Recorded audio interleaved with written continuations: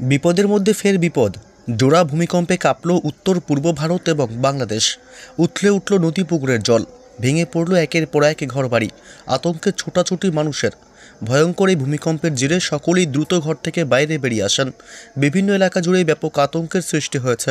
আতঙ্কে রীতিমতো ছোটাছুটি, দিশেহারা এলাকাবাসী।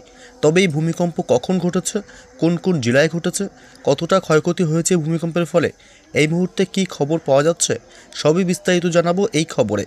বিস্তারিত জানতে খবরটি অবশ্যই শেষ পর্যন্ত দেখবেন।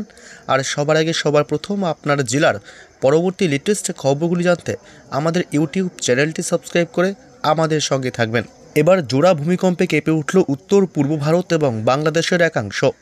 ভারতীয় সীমান্তের কাছেই মায়ানমারের রাখাইন প্রদেশের হোমেলিনে ছিল এই কম্পনের উৎসস্থল।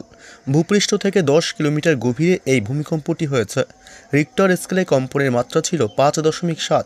এই ভূমিকম্পের উৎসস্থল মণিপুরের ইয়েরকি পক শহর থেকে 66 মাইল উত্তর পশ্চিমে ছিল।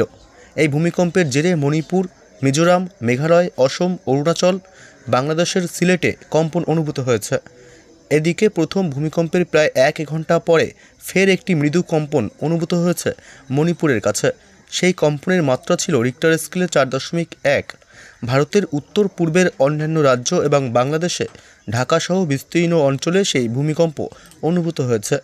উল্লেখ্য, যেসব শক্তিশালী ভূমিকম্পের উৎসস্থল মাটির গভীরে থাকে তার থেকে এই ধরনের মাঝারি ভূমিকম্প আরও বেশি ভয়ানক হতে পারে, কারণ এই ধরনের ভূমিকম্পের জেরে ভূপৃষ্ঠের কাছাকাছি অনেক বেশি শক্তি সঞ্চারিত হয়। এর জেরে কাঠামোর ক্ষয়ক্ষতি হতে পারে। এর আগে গত 4 মার্চ তিব্বতে একটি ভূমিকম্প অনুভূত হয়েছিল। রিক্টার স্কেলে যার কম্পনের মাত্রা ছিল 4.2। এর আগে গত 27শে ফেব্রুয়ারি 4.1 মাত্রার আরেকটি ভূমিকম্প অনুভূত হয়েছিল তিব্বতে। সেদিনই ভোররাতে ভূমিকম্পে কেঁপে উঠেছিল অসমের বিস্তীর্ণ এলাকা এবং বাংলাদেশের সিলেট অঞ্চল।